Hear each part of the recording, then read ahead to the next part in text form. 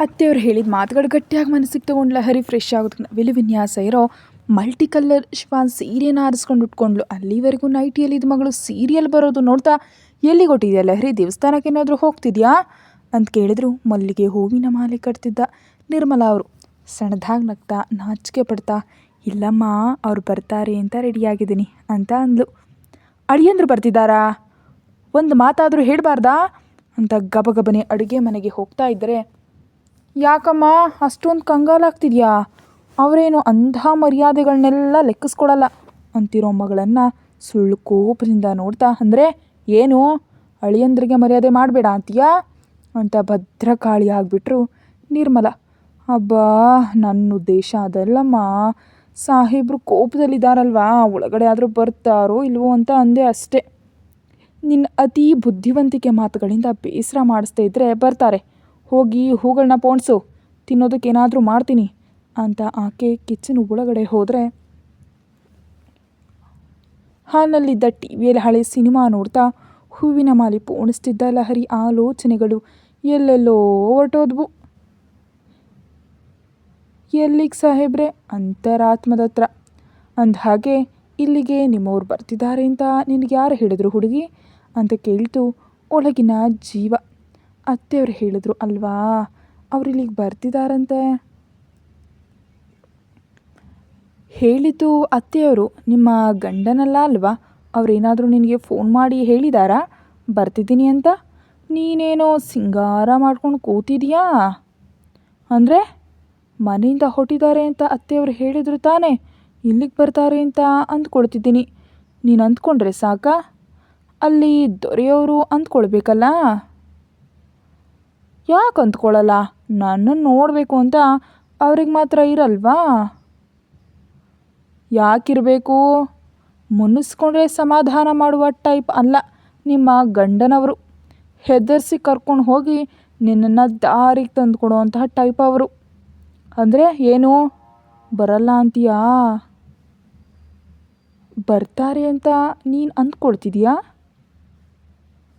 ಸ್ವಲ್ಪ ಹೊತ್ತು ಆಲೋಚಿಸಿದ ಹರಿ, ಹಠದ ವಿಷಯದಲ್ಲಿ ಆದರೆ ಬರದೇ ಇರಬಹುದು, ಪ್ರೀತಿ ವಿಷಯದಲ್ಲಾದರೆ ಬರ್ಬೋದು ತಾನೇ. ಹಬ್ಬ ತುಂಬ ಆಸೆಗಳಿವೆ ಬಿಡು, ಆದರೆ ಬರೋ ವಿಷಯ ಆಮೇಲಿರಲಿ. ನಿನ್ನನ್ನು ನೋಡಬೇಕು ಅಂತ ಇದೆ, ಮನೆಗೆ ಬಾ ಅಂತ ಒಂದು ಫೋನ್ ಮಾಡಿ ಆದರೂ ಕೇಳಿದೀಯಾ ನೀನೇನಾದರೂ ಕರೆದಿದ್ಯಾ ಅಂತ ಪ್ರಶ್ನಿಸ್ತು. ಅದು ನಾನು ಫೋನ್ ಮಾಡಿ ಬಾ ಅಂದರೆ ಕಾಡಿಸ್ತಾನೆ, ತುಂಟತನದಿಂದ ಮಾತಾಡ್ತಾನೆ. ನಿನ್ನ ನಾಚಿಕೆ ಸಂತೆಗೋಗ್ಲಿ, ಗಂಡನ ಹತ್ರ ಮುಜುಗರ ಪಟ್ಟರೆ ಇನ್ನೆಲ್ಲ ನಾಚಿಕೆ ಪಡ್ತೀಯ ಹುಚ್ಚಲಹರಿ. ಬುದ್ಧಿವಂತಳಾಗಿ ಫೋನ್ ಮಾಡಿ ಮನೆಗೆ ಬರೋವರೆಗೂ ಕಾಡ್ಸ್ ತಿನ್ನು, ಹಾಗಿದ್ರೇ ನಿನ್ನ ಗಂಡನಿಗಿಷ್ಟ. ಅಷ್ಟೇ ಹೊರತು ಮುನಿಸು ಹಠ ಅಂತ ಮುನಿಸ್ಕೊಂಡು ಅಮ್ಮನ ಮನೆಯಲ್ಲಿದ್ದರೆ ನಿನ್ನ ಗಂಡ ಮಾತ್ರ ಅಲ್ಲ, ಲೋಕದಲ್ಲಿ ಯಾವ ಗಂಡನೂ ತನ್ನ ಹೆಂಡತಿಯನ್ನು ಇಷ್ಟಪಡಲ್ಲ. ಲೋಕದ ಅನುಭವದಿಂದ ಹೇಳ್ತಿದ್ದೀನಿ, ನೀನು ಅರ್ಥ ಮಾಡ್ಕೊ. ನನಗಿಲ್ಲದ ಅನುಭವ ನಿನಗೆ ಹೇಗೆ ಬಂತು? ನಾನು ನಿನ್ನ ಅಂತರಾತ್ಮ ಕಣಿ, ಎಷ್ಟೋ ಜನ್ಮಗಳನ್ನು ನೋಡಿ ಬಂದವಳು ನಾನು. ಈ ಅತಿ ಬುದ್ಧಿವಂತಿಕೆ ತೋರಿಸ್ಬೇಡ. ಸರಿ ಸರಿ ಬಿಡು ಅಂತ ಆದರೆ ಗಂಡರನ್ನು ಹೆಂಡತಿ ಕೈಯಲ್ಲಿ ಇಟ್ಕೊಳ್ಬೇಕು, ಸೆರಗಿಗೆ ಗಂಟು ಹಾಕ್ಕೊಳ್ಬೇಕು, ಇಲ್ದಿದ್ರೆ ಗಂಡಂದರು ತಲೆ ಮೇಲೆ ಕೂತು ಹಿಂಸೆ ಮಾಡ್ತಾರೆ ಅಂತ ಎಲ್ಲೋ ಓದಿದ್ನಲ್ಲ ಅಂದ್ಲು. ಓದಿದ್ನೆಲ್ಲ ಮನಸ್ಸಿಗೆ ತಗೋಬೇಡ, ನಿನ್ನ ಪರಿಸ್ಥಿತಿಗೆ ಯಾವುದು ಹೊಂದುತ್ತೋ ಅದನ್ನು ಮಾತ್ರ ಪಾಲಿಸು. ನಿನ್ನ ಗಂಡ ಬೇರೆಯವರಂತೆ ಬೈದು ಹೊಡೆದು ಕಳಿಸೋನಲ್ಲ, ಮತ್ತೊಬ್ಬ ಹೆಣ್ಣಿನಿಂದೆ ಹೋಗೋನಂತೂ ಮೊದಲೇ ಅಲ್ಲ. ನಿನಗೋಸ್ಕರವೇ ಬದುಕ್ತಿರೋನು, ಕೋಟಿಗಳಿಗೆ ಒಡೆಯ. ನಿನ್ನನ್ನೇ ಯಾಕೆ ಮದುವೆ ಮಾಡ್ಕೊಂಡಿದ್ದಾನೆ? ಪ್ರೀತಿಸಿದ್ರಿಂದಲೇ ತಾನೇ ಹೊರಗಡೆ ತೋರಿಸ್ತಿದ್ದಾನೆ. ಇನ್ನು ಮಾತುಗಳಲ್ಲೂ ಹೇಳಬೇಕಾ? ಅರ್ಥ ಮಾಡ್ಕೋ. ಅತ್ತ ಕಡೆಯಿಂದ ಸಮಾಧಾನ ಮಾಡೋದನ್ನು ನಿರೀಕ್ಷಿಸದೆ ನಿನ್ನ ಪ್ರೀತಿಯನ್ನು ನೀಡೋದರಲ್ಲಿ ನೀನು 100% ಕಷ್ಟಪಡು. ನೀನು ಏನು ಮಾಡಿದಿದ್ರೂ ನಿನ್ನ ಹಿಂದೆ ಅವನೇ ಬೀಳ್ತಾನೆ. ಕನಿಷ್ಠ ನೀನು ಅಮ್ಮನ ಮನೆಗೆ ಹೋಗಬೇಕು ಅನ್ನೋ ಆಲೋಚನೆ ಕೂಡ ಬರದಂತೆ ಎದೆಯಲ್ಲಿ ಇಟ್ಟುಕೊಂಡು ಸಾಕ್ತಾನೆ. ಹೆಣ್ಮಕ್ಳು ಮೊದಲಿಗೆ ತಮ್ಮ ಪ್ರೀತಿಯನ್ನು ಗಂಡನಿಗೆ ಹಂಚಬೇಕು ಅಷ್ಟೇ ಹೊರತು ಲೆಕ್ಕಾಚಾರ ಇಟ್ಕೊಂಡು ಗಂಡ ಪ್ರೀತಿಸಿದ್ರೇ ನಾನು ಪ್ರೀತಿಸಬೇಕು ಅನ್ನೋ ನಿಯಮಗಳನ್ನ ಇಟ್ಕೊಳ್ಬಾರ್ದು. ಇದು ಜೀವನ, ವ್ಯಾಪಾರ ಅಲ್ಲ. ನಾವು ಎಷ್ಟು ಪ್ರೀತಿ ಹಂಚ್ತೀವೋ ಅಷ್ಟಕ್ಕೆ 2ರಷ್ಟು ಪ್ರೀತಿಯನ್ನು ನಮ್ಮ ಮೇಲೆ ಅವರು ಸುರಿಸ್ತಾರೆ. ಆದ್ದರಿಂದ ನೀನು ಫೋನ್ ಮಾಡಿ ನಿನ್ನನ್ನು ನೋಡಬೇಕಂತಿದೆ ಬಾ ಅಂತ ಸ್ವಲ್ಪ ರೊಮ್ಯಾಂಟಿಕ್ಕಾಗಿ ಇನ್ನೊಂದಿಷ್ಟು ಮುದ್ದಾಗಿ ಪ್ರೀತಿಯಿಂದ ಕೇಳಿದ್ರೆ ರೆಕ್ಕೆ ಕಟ್ಕೊಂಡು ಓಡ್ ಬರ್ತಾನೆ ನಿನ್ನ ಗಂಡ.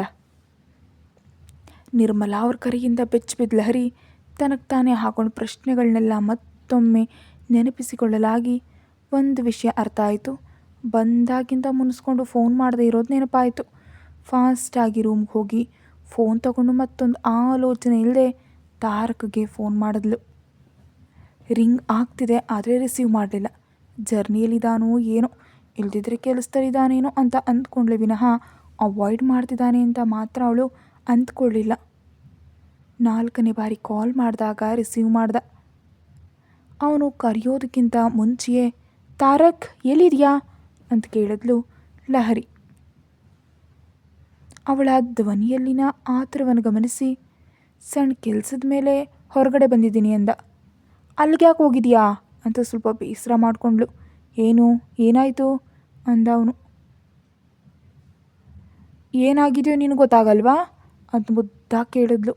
ಕಾರ್ ಹೈವೇ ಕಡೆ ಟರ್ನ್ ಮಾಡ್ತಾ ಏನಾಗುತ್ತೆ ಅಂದ ಅವನು. ಅವನ ರೂಪ ಕಣ್ಣುಗಳ ಮುಂದೆ ಕದಲ್ತಿದ್ರೆ ಏನೇನೇನೋ ಆಗ್ತಿದೆ. ಏನಾಗ್ತಿದೆಯೋ ನನಗೆ ಗೊತ್ತಾಗ್ತಿಲ್ಲ. ನೀನು ಬಂದರೆ ನಿನಗೇನಾದರೂ ತಿಳಿಯುತ್ತೇನೋ ಅಂತ ಫೋನ್ ಮಾಡಿದೆ. ಕಾಡಿಸ್ತಿರೋ ಲಹರಿ ಧ್ವನಿಯ ತುಂಟಿತನಕ್ಕೆ ಸಣ್ಣದಾಗಿ ಹರಡಿದವು ಅವನ ತುಟಿಗಳು. ನಿನಗೋಸ್ಕರ ರೆಡಿ ಆಗಿಬಿಟ್ಟು ವೆಯ್ಟ್ ಮಾಡ್ತಿದ್ದೀನಿ ಇಲ್ಲಿ. ನನಗೋಸ್ಕರನಾ? ಯಾಕೆ? ನಿನ್ನ ಜೊತೆ ಡಿನ್ನರ್ ಮಾಡಬೇಕು ಅಂತ ಇದೆ ನನಗೆ.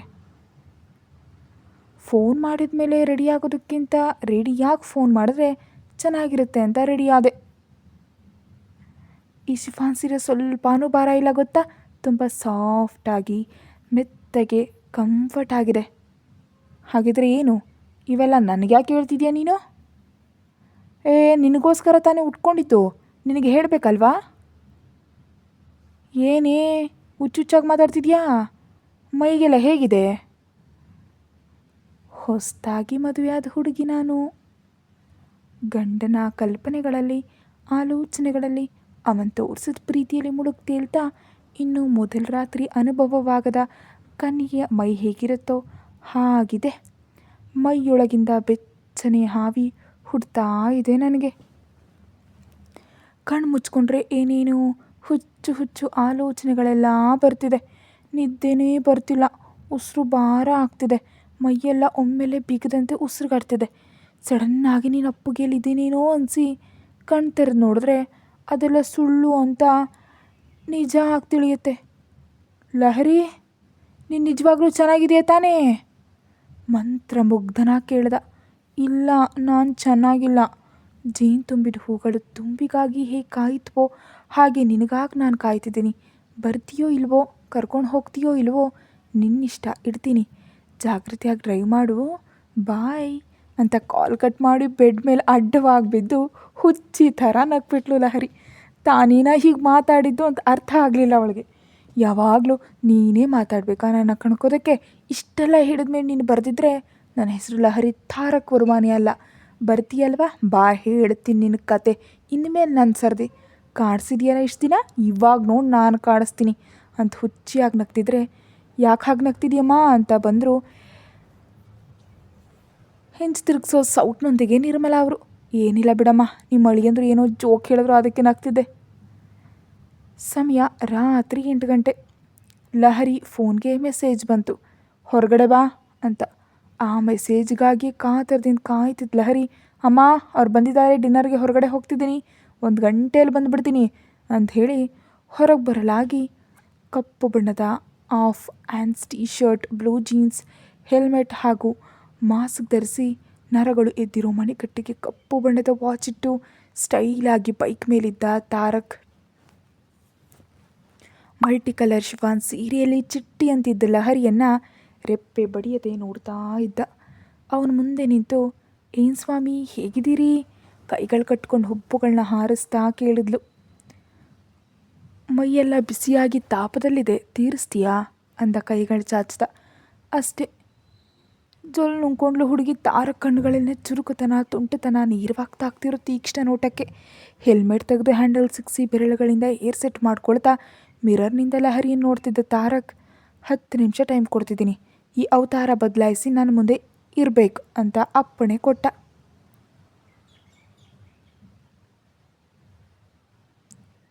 ಏನೋ ಕಣ್ಗಳರ್ಸಿದ್ಲು ಹುಡುಗಿ. ತೀಕ್ಷ್ಣ ನೋಟ ಬಂದನು ಬೀರಿ. ಕಿವುಡು ಬಂದಿದ್ಯಾ, ಹೋಗಿ ಡ್ರೆಸ್ ಚೇಂಜ್ ಮಾಡ್ಕೊಂಡು ಬಾ ಅಂತ ಗದರ್ದ. ಆದರೆ ಯಾಕೆ ಬಿಕ್ಕಳಿಸೋ ಮುಖದಿಂದ ಕೇಳಿದ್ಲು. ಹೇಳಿದ್ದನ್ನು ಮಾಡ್ತೀಯಾ, ನಾನೇ ಬಂದು ಬದಲಾಯಿಸ್ಲಾ ಅಂತ ಬೈಕ್ ಸ್ಟ್ಯಾಂಡ್ ಹಾಕೋದಕ್ಕೆ ಹೋಗ್ತಿದ್ರೆ, ಬೇಡ ಬೇಡ ನಾನೇ ಹೋಗ್ತೀನಿ ಅಂತ ಮೂತಿ ಮುರ್ಕೊಂಡು ಕಾಲ್ಗಳು ಇಳಿತಾ ಹೋಗಿ 5 ನಿಮಿಷದಲ್ಲಿ ಚೂಡಿದಾರ್ನಲ್ಲಿ ಬರುವಷ್ಟರಲ್ಲಿ ಕಲ್ಯಾಣ್ನ ಭುಜದ ಮೇಲೆ ಕೈ ಹಾಕಿ ನಿರ್ಮಲಾ ಹಾಗೂ ಭಾಸ್ಕರ್ ಅವರ ಜೊತೆ ಮಾತಾಡ್ತಾ ಇರೋದು ಕಾಣಿಸ್ತು. ಮಗಳನ್ನು ನೋಡಿದ್ಲೇ ಹೋಗಿ ಅಪ್ಕೊಂಡು ಜಾಗ್ರತೆ ಅಂತಂದರು ನಿರ್ಮಲಾ ತಮ್ಮ ಮಗಳಿಗೆ. 1 ಗಂಟೆ ಇಲ್ದಿದ್ರೆ 2 ಗಂಟೆ ಬಂದುಬಿಡ್ತೀವಮ್ಮ. ನೀನು ಯಾವುದೇ ರೀತಿ ಗಾಬರಿಯನ್ನು ಪಡೆದೆ ನೆಮ್ಮದಿಯಾಗಿ ನಿದ್ದೆ ಮಾಡು, ಸರಿನಾ? ನಮಗೋಸ್ಕರ ವೆಯ್ಟ್ ಮಾಡಬೇಡ ಅಂತಂದ್ಲು ಕಿರುನಗುವಿನೊಂದಿಗೆ ಮಗಳ ಹಣಿ ಮೇಲೆ ಮುತ್ತಿಟ್ಟು. ಜಾಗ್ರತೆನಪ್ಪ ಅಂದರು ತಾರಕ್ನನ್ನ ನೋಡಿ. ಅತ್ತೆ ಅಂತಂದ ತಣ್ಣನೆ ಧ್ವನಿಯಲ್ಲಿ. ನನ್ನ ನೋಡಿದ್ರೆ ಕೆಂಡ ತುಳಿದ ಸಿಂಹದಂತೆ ಗರ್ಜಿಸ್ತಾನೆ. ಅಮ್ಮನ ಹತ್ರ ಮಾತ್ರ ಇಷ್ಟು ಬುದ್ಧಿವಂತನಾಗಿ ಚೆನ್ನಾಗಿ ಮಾತಾಡ್ತಾನೋ, ಅದೇ ನನ್ನ ಜೊತೆ ಯಾವಾಗಲೂ ರೈಸ್ ಆಗಿ ಮಾತಾಡ್ತಾನೆ ಅಂತ ಗುಣಕ್ಕೊಳ್ತಾ ಅವರಿಗೆ ಬಾಯಿ ಹೇಳಿ ಬೈಕನ್ನು ಹತ್ತಿದ್ಲು ಲಹರಿ. ಮನೆಯಿಂದ ಸ್ವಲ್ಪ ದೂರ ಬಂದ ಮೇಲೆ ಬೈಕನ್ನು ನಿಲ್ಲಿಸಿ 2 ಕಡೆ ಕಾಲ ಹಾಕ್ಕೊಂಡು ಕೂತ್ಕೋ ಅಂದ. ನನಗೀಗೆ ಚೆನ್ನಾಗಿದೆ. ಹಾಗಿದ್ರೆ ಇಲ್ಲೇ ಇರ್ತೀಯ ನೀನು? ಮನೆಗೆ ಹೊಟ್ಟೋಗ್ತೀನಿ. ಕೀ ತಿರುಗಿಸಿ ಇಂಜಿನ್ನ ಆಫ್ ಮಾಡಿ ಹೋಗಿ ಆಗಿದ್ರೆದ್ದು ಅಂದ. ಅವಳು ಮುಖದಿಂದ ನೋಡ್ತಾ, ಯಾಕೆ ನನ್ನ ಜೊತೆ ಒಂದು ಬಾರಿನೂ ಪ್ರೀತಿಯಿಂದ ಮಾತಾಡಲ್ಲ ನೀನು? ನೀನು ಹೇಳಿದ್ದೇ ನಡಿಬೇಕು, ನಿನ್ನ ಮಾತೇ ಕೇಳಬೇಕು ಅಷ್ಟೇನಾ? ಎಷ್ಟಿಷ್ಟಪಟ್ಟು ನಿನಗೋಸ್ಕರ ಸೀರಿಯಲ್ ರೆಡಿಯಾದರೆ ನಿಮಿಷನೂ ನೋಡದೆ ಬದಲಾಯಿಸೋದಕ್ಕೆ ಹೇಳಿದೆ. ಕೇಳಿದ್ರೆ ಕೊಲ್ಲೋ ಅಂತ ನೋಟ ಒಂದು. ನಿನಗೋಸ್ಕರ ಎಷ್ಟೊಂದು ಪ್ರಿಪೇರ್ ಆಗ್ತಿದ್ರು ಏನಾದರೂ ಒಂದು ಅಂದು ಮನಸ್ಸೆಲ್ಲ ಹಾಳು ಮಾಡ್ತೀಯ. ನಿನ್ನನ್ನು ದ್ವೇಷಿಸ್ತೀನಿ ಅಂತಿದ್ದ ಲಹರಿಯ ಕೈ ಹಿಡಿದು ಎಳೆದು ಎದೆಯೊಳಗೆ ಬಂಧಿಸ್ಬಿಟ್ಟ. ಬಿಡು ನೀನು. ನಿನ್ನನ್ನು ಎಷ್ಟು ಅರ್ಥ ಮಾಡ್ಕೊಳ್ಬೇಕು ಅಂತ ನಾನು ಟ್ರೈ ಮಾಡ್ತಾಯಿದ್ರು ನಿಜವಾಗ್ಲೂ ಅರ್ಥನೇ ಆಗ್ತಾ ಇಲ್ಲ ನನಗೆ. ನೀನು ಹೇಗೆ ನಿನ್ನ ಜೊತೆ ಬದುಕಬೇಕೋ ಕೂಡ ಗೊತ್ತಾಗ್ತಿಲ್ಲ ನನಗೆ. ಹೊಡೆದು ಬೈಯೋನಿಗೆ ಒಂದು ಸ್ಪಷ್ಟತೆ ಇರುತ್ತೆ, ಆದರೆ ನಿನ್ನಂತೆ ಹಠದಲ್ಲಿ ಇರೋರ ಮೈಂಡ್ಸೆಟ್ ನಿಜವಾಗ್ಲೂ ನನಗೆ ಅರ್ಥ ಆಗಲ್ಲ. ಯಾವ ಸೆಕೆಂಡ್ ಹೇಗಿರ್ತೀಯೋ ಅದು ಕೂಡ ತಿಳಿಯೋದು ತುಂಬ ಕಷ್ಟ ಆಗಿಬಿಟ್ಟಿದೆ. ನಿನ್ನನ್ನು ಗುರ್ತಿಸು ಅಂತ ಸನ್ಮಾನ ಮಾಡು ಅಂತ ನಾನು ಕೇಳಲಿಲ್ಲ. ಜಸ್ಟ್ ನಿನ್ನನ್ನು ಫಾಲೋ ಮಾಡ್ಕೊಂಡು ಹೋಗು ಸಾಕು, ಉಳಿದದನ್ನೆಲ್ಲ ನಾನೇ ನೋಡ್ಕೊಳ್ತೀನಿ. ಅವಳ ಕೆನ್ನೆಯನ್ನು ಮೃದುವಾಗಿ ಸವರಿ ಹೇಳ್ದ. ಆ ಮಾತುಗಳ ಪ್ರಭಾವವೋ ಏನೋ ಸೈಲೆಂಟಾಗಿ 2 ಕಡೆ ಕಾಲು ಹಾಕ್ಕೊಂಡು ಕೂತ್ಕೊಂಡ್ಳು. ನನ್ನ ಬೆನ್ನಿಗೂ ನಿನ್ನ ಹೃದಯಕ್ಕೂ ಮಧ್ಯೆ ಗಾಳಿ ಕೂಡ ಹೋಗೋದಕ್ಕೆ ಜಾಗ ಇರಬಾರ್ದು ಅಂತ ಬೈಕ್ ವೇಗವನ್ನು ಹೆಚ್ಚಿಸ್ದ. ಹಠಮಾರಿ. ಈ ಹಠಮಾರಿಗೆ ರೊಮ್ಯಾನ್ಸ್ ಬೇಕು, ಆದರೆ ಸಿಹಿಯಾಗಿ ಕೇಳೋದಕ್ಕೆ ಮಾತ್ರ ಬರಲ್ಲ ಅಂತ ಬೈದ್ಕೊಳ್ತಾ ತಾರಕ್ ಬೆನ್ನಿಗೆ ಅಂಟಿಕೊಂಡು ಅವನ ಎದೆಯನ್ನು ಅಪ್ಕೊಂಡ್ಳು. ಬೆಚ್ಚನೆಯ ಸ್ಪರ್ಶ ಇಬ್ಬರಲ್ಲಿ ಮಿಸ್ ಆಗಿದ ಫೀಲಿಂಗನ್ನು ತುಂಬ್ತಾ ಇದ್ದರೆ ಸ್ಮೂತಾಗಿ ಬೈಕ್ ನಡೆಸ್ತಾ ಆರೆಂಜ್ ಕಲರ್ನಲ್ಲಿದ್ದ ಲಹರಿ ಕೈಯನ್ನು ತೆಗೆದುಕೊಂಡು ಮುತ್ತಿಟ್ಟ. ಟ್ರಿಮ್ ಮಾಡಿ ರಫ್ ಆಗಿದ್ದ ಅವನ ಮೀಸೆ ಕೈಗೆ ಒರಟಾಗಿ ತಗಲಿ ಗಲಿಬಿಲಿ ಉಂಟು ಮಾಡ್ತಿದ್ರೆ ನಗ್ತಾ ಕೈಯನ್ನು ಹಿಂದ್ಗಡಿಗೆ ಇಳ್ಕೊಳ್ತಾ ಇದ್ದಾಗ ತೋರು ಬೆರಳನ್ನು ಸಣ್ಣದಾಗೆ ಕಚ್ಬಿಟ್ಟ ತಾರಕ್.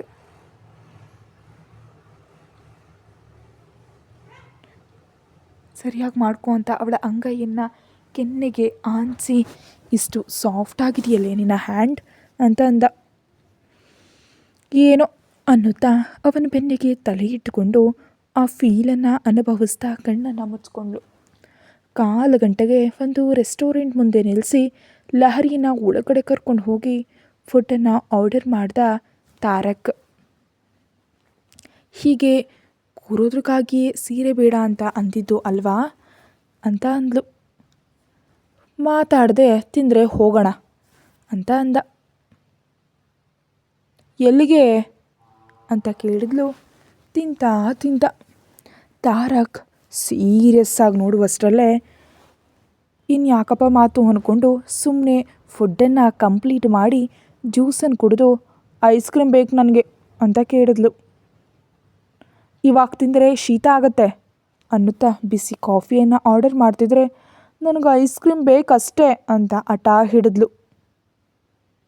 ಒಂದೇ ಒಂದು ಸೀನ್ ಬಂದರೂ ಅಷ್ಟೇ, ಈಗಲೇ ಹೇಳ್ತಾ ಇದ್ದೀನಿ, ಸೀನ್ದೆ ಅಂತ ಇಟ್ಕೋ, ಆಗಲೇ ಕೊಂದು ಬಿಡ್ತೀನಿ ಅಂತ ಅಂದ. ಸೀಂದ್ರೆ ಕೊಂದ್ಬಿಡ್ತಾರಾ? ಯಪ್ಪ ಇದೇನು ಚೆನ್ನಾಗಿಲ್ಲ. ಹರಿಗೆ ಇಷ್ಟವಾದ ಫ್ಲೇವರನ್ನು ತರಿಸಿ ತಿಂತಿರು, ಇವಾಗಲೇ ಬರ್ತೀನಿ ಅಂತ ಹೊರ್ಟು ಹೋದ. ಎಲ್ಲಿಗೋ ಅಂದ್ಕೊಳ್ತಾ ಮನೆಗೆ ಕಾಲ್ ಮಾಡಿ ಮಾತಾಡ್ತಾ ಲಹರಿ ಐಸ್ ಕ್ರೀಮನ್ನು ಫಿನಿಷ್ ಮಾಡುವಷ್ಟರಲ್ಲೇ ಮತ್ತೆ ಅಲ್ಲಿಗೆ ಬಂದ ತಾರಕ್. ಬಿಲ್ ಪೇ ಮಾಡಿ ಬೈಕ್ ಹತ್ರ ಹೋಗುವಷ್ಟರಲ್ಲಿ ಬ್ಯಾಗ್ ಒಂದು ತಗಲು ಹಾಕ್ತು. ಏನು ಈ ಬ್ಯಾಗ್ ಅಂದ್ಲು. ಐರನ್ ಮಾಡೋದು ಕೊಡೋಕ್ಕೆ ಹತ್ತು ಅಂದ. ಒಂದೇ ಒಂದು ವಿಷಯಕ್ಕೂ ಸರಿಯಾಗಿ ಉತ್ತರ ಹೇಳಲ್ಲ ಅಂತ ಅವಳು ಕೋಪದಿಂದ ಮೂತಿಯನ್ನು ತಿರುಗಿಸಿದ್ಲು. ಮತ್ತೊಂದು 4 ಗಂಟೆಗೆ ಏರ್ಪೋರ್ಟನ್ನು ತಲುಪಿದ್ರು ಅವರಿಬ್ಬರು. ತಾರಕ್ ಎಲ್ಲಿಗೆ ಕೇಳಿದ್ಲು ತುಂಬ ಆಶ್ಚರ್ಯವಾಗಿ. ಅವಳಿಗಂತೂ ಶಾಕ್ ಆಗೋಯ್ತು. ಹನಿಮೂನ್ಗೆ. ಬ್ಯಾಗ್ನಲ್ಲಿ ಟಿಕೆಟ್ಸ್ ತೆಗೆದು ಲಹರಿಯನ್ನು ಕರ್ಕೊಂಡು ಅರೈವಲ್ಸ್ ಕಡೆ ಹೋಗ್ತಿದ್ರೆ ಲಹರಿ ಹೃದಯ ಜೋರಾಗಿ ಬಡ್ಕೊತಿದೆ. ಹನಿಮೂನ್ ಅಂದರೆ ಏನು, ಅದು ಕೂಡ ನನಗೆ ಹೇಳಿದೆ ಅಂದ್ಕೊಳ್ತಾ, ತಾರಕ್ ನನ್ನ ಮಾತು ಕೇಳು, ನಿನ್ನ ಜೊತೆ ಮಾತಾಡಬೇಕು ಅಂದ್ಲು. ಸೆಕ್ಯೂರಿಟಿ ಚೆಕ್ ಆದಮೇಲೆ ನೇರವಾಗಿ ಫ್ಲೈಟ್ ಒಳಗಡೆ ಕರ್ಕೊಂಡು ಹೋಗಿ ಅವರ ಸೀಟ್ಸ್ನಲ್ಲಿ ಕೂರಿಸಿ ಏನು ಅಂತ ಕೇಳ್ದ. ನಿಜವಾಗ್ಲೂ ನೀನು ನಿಜಾನೇ ಹೇಳ್ತಿದ್ಯಾ? ನಾನು ಯಾವಾಗಾದರೂ ಸುಳ್ಳು ಹೇಳಿದ್ದೀನ ನಿನಗೆ ಅಂತ ಕೇಳ್ದ. ಇಲ್ಲ, ಆದರೆ ಮುಹೂರ್ತ, ಅತ್ತೆಯವರು, ಅಮ್ಮ ಅಂತ ಏನೇನೋ ಕಂಗಾಲಾಗ್ತಾ ನಿರ್ಮಲಾ ಅವರು ಜಾಗ್ರತೆ ಹೇಳಿದಾಗ ಕಣ್ಣಲ್ಲಿ ಏನೋ ಭಾವ ಕಾಣಿಸ್ತು. ಅದನ್ನು ನೆನಪಿಸ್ಕೊಂಡು ಅಂದರೆ ಇದೆಲ್ಲ ಅಮ್ಮ ಅತ್ತೆಯವರಿಗೆ ಗೊತ್ತಾ ಇದೆಲ್ಲ? ನಂಬಲಾಗದೆ ಕೇಳಿದ್ಲು. ಗೊತ್ತು, ಅವರ ಪರ್ಮಿಷನಿಂದಾನೇ ಹೋಗ್ತಾ ಇದ್ದೀವಿ. ಮತ್ತೆ ಆದರೆ ನಾನು ರೆಡಿಯಾಗಿಲ್ಲ. ನಾನು ರೆಡಿ ಮಾಡ್ತೀನಿ, ಜಸ್ಟ್ ಬಾಯಿ ಮುಚ್ಕೋ. ನಾವು ಹೋಗಬೇಕಾದ ಪ್ಲೇಸ್ ರೀಚ್ ಆಗೋವರೆಗೂ ಬಾಯಿ ತೆಗಿಲೇಬಾರ್ದು ಅಂತ ಹೇಳಿ 1.5 ಗಂಟೆ ವೇಸ್ಟ್ ಮಾಡದೆ ನಿದ್ದೆ ಮಾಡು, ತುಂಬ ಕೆಲಸ ಇದೆ ನಿನ್ನ ಜೊತೆ ಅಂತಂದ ಕಣ್ಣು ಹೊಡೆದು. ಕಣ್ಣು ಮುಚ್ಕೊಳ್ತಾ ನಿಧಾನವಾಗಿ. ಶಾಕ್ರಿಂದ ಹುಡುಗಿಯ ಫ್ಯೂಸ್ ಹೋಯಿತು. ಅವಳಿಗೆ ತುಂಬ ಗಾಬರಿ ಆಗ್ತಿದೆ. ಓ ಲಹರಿ, ದೊಡ್ಡ ವೀರವನಿತೆಯಂತೆ ಎಗರಾಡ್ತಾ ಕೆಣಕಲು ಬಂದರೆ ಹೀಗೆ ಪ್ಲ್ಯಾನ್ ರಿವರ್ಸ್ ಮಾಡಿಬಿಟ್ಟ ನಿನ್ನ ಹಠಮಾರಿ ಗಂಡ. ಇವಾಗ ಏನು ಮಾಡಬೇಕು ನೀನು ಅಂದ್ಕೊಳ್ತಾ ಆಲೋಚನೆಯಲ್ಲಿ ಇರುವಾಗ ಲಹರಿಯ ತಲೆಯನ್ನು ತನ್ನ ಎದೆ ಮೇಲೆ ಎಳ್ಕೊಂಡು, ನಿನ್ನ ಇಷ್ಟ ಇಲ್ಲದೆ ಏನು ನಡೆಯಲ್ಲ, ಆದರೆ ಓವರ್ ಥಿಂಕಿಂಗ್ ಮಾಡದೆ ಸುಮ್ಮನೆ ಮಲ್ಕೋ ಅಂತಂದ ತಾರಕ್. ಅವನ ಮಾತಿನ ಮೃದುತ್ವಕ್ಕೆ ಸ್ವಲ್ಪ ಟೆನ್ಷನ್ ಬಿಟ್ಟು ಹಾಯಾಗಿ ತಾರಕ್ ಎದೆ ಮೇಲೆ ನಿದ್ದೆಗೆ ಜಾರಿದ್ಲು. 1 ಗಂಟೆ 20 ನಿಮಿಷದ ಪ್ರಯಾಣದ ನಂತರ ಕೊಯಮತ್ತೂರಿನಲ್ಲಿ ಲ್ಯಾಂಡ್ ಆಯಿತು ಫ್ಲೈಟ್. ಅವರಿಗಾಗೆ ಕಾರ್ ರೆಡಿಯಾಗಿ ಇದ್ದದ್ರಿಂದ ತಾರಕ್ 1 ತಿಂಗಳು ಮುಂಚೆ ಖರೀದಿ ಮಾಡಿದಂಥ ಸ್ವಂತ ರೆಸಾರ್ಟ್ಗೆ ಹೊರಟರು ಇವರು ಇಬ್ಬರೂ ಕೂಡ. ಲಹರಿ ಅವನ ಹಿಂದೆನೇ ನಡೀತಾ ಇದ್ದಾಳೆ ವಿನಃ ಆಲೋಚನೆಗಳು ನಾನಾ ರೀತಿಯಲ್ಲಿ ಹೋಗ್ತಿವೆ. ಭಯ ಅಲ್ಲ, ಆದರೆ ಏನೋ ತಿಳಿಯದ ನಾಚಿಕೆ, ಮುಜುಗರ ತನ್ನನ್ನು ಸಂಪೂರ್ಣವಾಗಿ ಆವರಿಸಿಕೊಂಡವು. ತನ್ನ ತಾರಕ್ ಕೈಯಲ್ಲಿ ಸುರಕ್ಷಿತವಾಗಿ ಇರೋದನ್ನು ನೋಡ್ತಾ ಹೆದರಿಕೆಯನ್ನು ಬಿಟ್ಟು ಅವನ ಭುಜದ ಮೇಲೆ ತಲೆ ಇಟ್ಟು ಕಣ್ಣನ್ನು ಮುಚ್ಕೊಂಡ್ಳು ಲಹರಿ. ಅವಳ ಕೈಯನ್ನು ಒತ್ತಿ ಸಿಟಿಗೆ ದೂರ ಇರೋ ಸ್ವಂತ ರೆಸಾರ್ಟ್ಗೆ ತಲುಪುವಷ್ಟರಲ್ಲಿ ಸಮಯ 11 ದಾಟಿಬಿಟ್ಟಿತ್ತು. ಕತೆ ಮುಂದುವರಿಯುತ್ತೆ. ಹೆಚ್ಚಿನ ವಿಡಿಯೋಗಾಗಿ ನೀವು ಪ್ರತಿಲಿಪಿಯಲ್ಲಿ ಹೋಗಿ ನೋಡಿ. ಯೂಟ್ಯೂಬ್ಗಿಂತ ಮುಂಚಿತವಾಗಲು ಓದಬಹುದು. Thank you.